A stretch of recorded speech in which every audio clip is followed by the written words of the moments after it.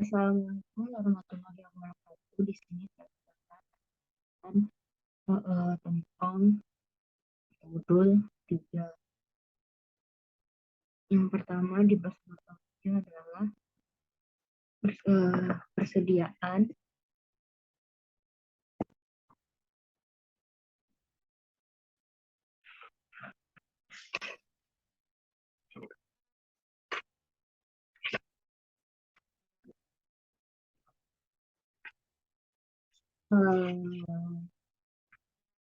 Pelajari instruksi perhitungan perusahaan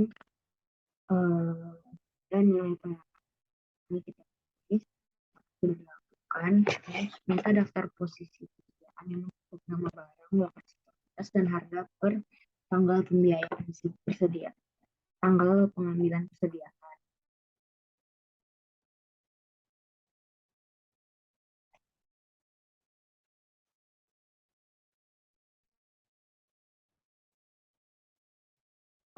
Ini juga sudah dilakukan. Terus minta daftar posisi persediaan yang mencakup nama barang, lokasi kuantitas, dan tanggal pengambilan persediaan. Ini juga sudah dilakukan. Sebelum kegiatan perhitungan dilakukan, periksa ketelitian dan pelaksanaan prosedur pisah batas atau cut-off untuk penerimaan dan pengiriman barang dengan catatan nomor terakhir laporan penerima barang, surat telan, dan faktur penjualan. Ini juga sudah bisa ditemui di buku 1. Terus apabila selama pengambilan persediaan aktivitas melakukan terus, pisahkan persediaan yang akan dikeluarkan hari ini. Pastikan bahwa tidak ada pengiriman dan penerimaan setelah tanggal 19 berikut, sertakan dengan perhitungan persediaan tersebut. Lakukan observasi atas kegiatan perhitungan di seluruh gudang. Perhitungan dapat dilakukan secara sampling, terutama untuk barang yang pokok, material, dan mahal. Lalu, waspada dengan penumpukan barang, kemungkinan ini lubang penumpukan persediaan yang sudah rusak, tidak laku atau kurang baik. Samping itu, waspada juga terhadap barang-barang yang termasuk kategori persediaan. Bandingkan barang-barang yang dihitung dan dilihat dengan saldo, kartu gudang, dan daftar persediaan adaptasi. Ini juga ditulis ya, kita lakukan. Terus pastikan bahwa semua instruksi dalam pengambilan persediaan telah dilaksanakan dengan baik.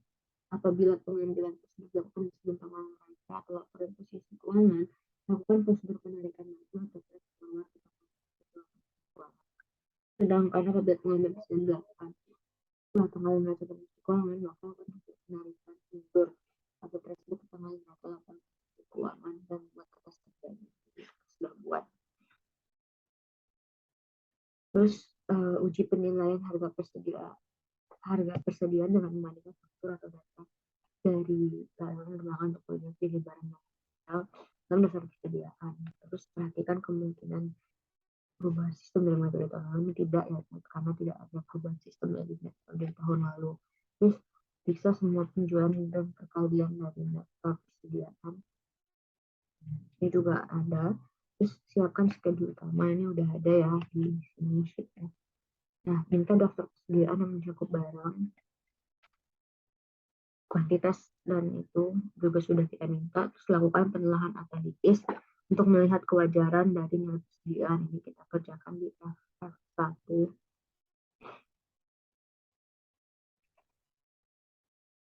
Pastikan bahwa barang dalam perjalanan telah dibukukan sesuai dengan statusnya, yaitu syarat. Itu sudah kita pastikan.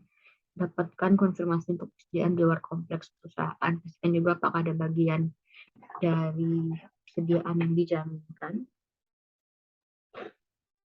Sudah juga, lalu pelajari kecukupan pertanggungan asuransi, dan yang lalu 2 terakhir, yakin bahwa telah mendapat pengisian yang cukup.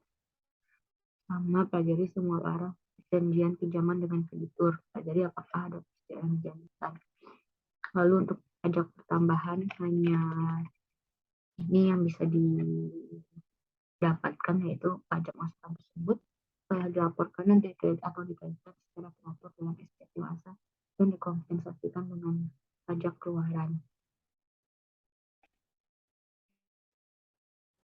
Lalu lakukan perbandingan setiap jenis dan setiap beban yang masuk harga pokok penjualan. cost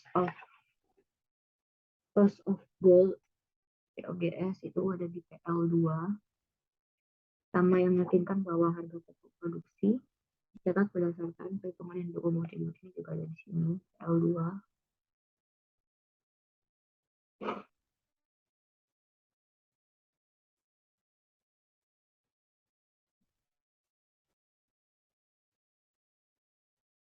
Lalu pemeriksaan pembelian bandingan pembelian tahun lalu bandingan pembelian tahun depan dengan tahun lalu. Beberapa kemudian terdapat perbedaan material sudah untuk laku nomor 789 ada di TO3.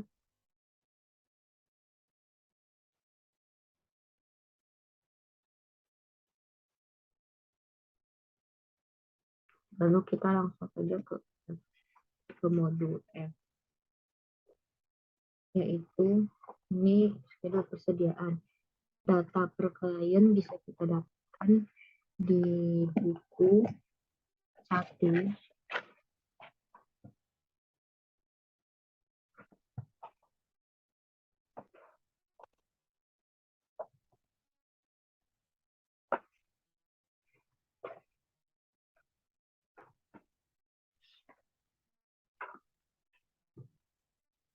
Aduh,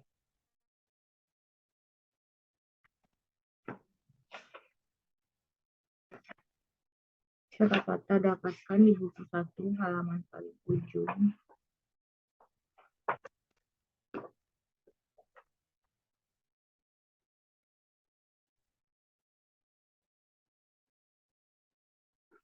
Lalu untuk per kliennya dengan terdapat perbedaan yang persediaan barang jadi sebesar 15.910 lebih ya. Maka per auditnya jadi segini. Terus persediaan barang dalam proses juga terdapat perbedaan di debit sebesar 15 juta lebih ya. Terus ini juga 520 juta dapat kelebihan 8. Terdapat kelebihan di debit 8 juta dan di kredit 1.350.000. Terus habis itu untuk persediaan barang penolong di per klien adalah 137 juta 884.300, sementara terdapat kelebihan sebesar di kredit 11 juta, jadinya 126 juta 843.600. Ini totalnya. Lalu di F1 ini adalah persediaan barang jadi, juga terdapat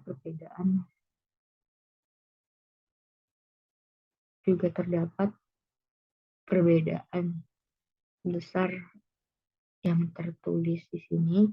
Nah, kita ada catatan pemirsaannya. Jadi, selisih barang jadi sebanyak 2.000 kilo disebabkan barang tersebut dikonsinyasikan ke PT Unicorn. Lalu tidak ada apa. Lalu pencatatan jurnalnya adalah beban promosi, pengeluaran 1.000 kilo rukofin. Untuk promosi belum dilakukan pencatatan, maka kita lakukan pencatatannya seperti ini. Beban promosi di debit dan barang jadi pada kredit. Lalu ini untuk persediaan dalam proses juga terdapat perbedaan sebesar 15 juta. Maka kita catat itu terjadi karena kurang catat upah buruh pabrik untuk batch produksi nomor 377. Maka kita catat tenaga kerja langsung 15 juta, beban yang masih dibayar 15 juta, lalu persediaan barang dalam proses 19 juta, tenaga kerja langsung 15 juta. Lalu ini juga terdapat perbedaan lagi. Ini kurang bayar, kurang ini di debit, lalu ini di debit, ini totalnya. Lalu ini adalah persediaan bahan penolong. Terdapat juga perbedaan pada sisi kredit 11 juta. Jadi ternyata itu adalah rusak karena terendam banjir. Maka Pencatatannya pembenahan 11 juta, persediaan bahan penolong 11 juta. Lalu ini ada perhitungan fisik persediaan. Setelah dilakukan perhitungan fisik terdapat perbedaan, yaitu monomer pada kartu perusahaan mencatat 51.500.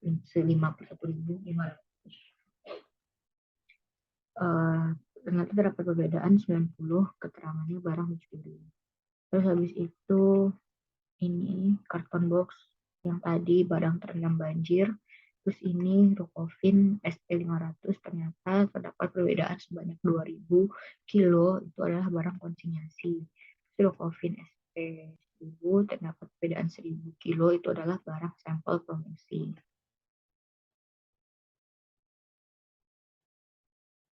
Lalu ini adalah uji transaksi pembelian, tercatat di sini. Lalu ini ada catatan utang usahanya, terdapat juga beberapa perbedaan.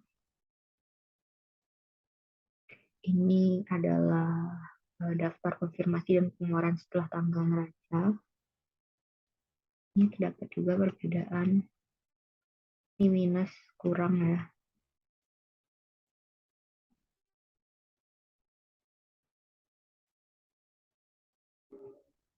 Ini ada ringkasan hasil konfirmasi positif utang usaha. Saldo menurut konfirmasinya 711 juta. Persentase tahun berjalannya 56%, sampai tahun lalu 67%. Terus selisih laporannya segini. Persentasenya juga kayak gitu. Ini ada beban pokok penjualan. Persediaan bahan baku awal, terus terdapat perbedaan di retur dan potongan pembelian sama persediaan bahan baku akhir.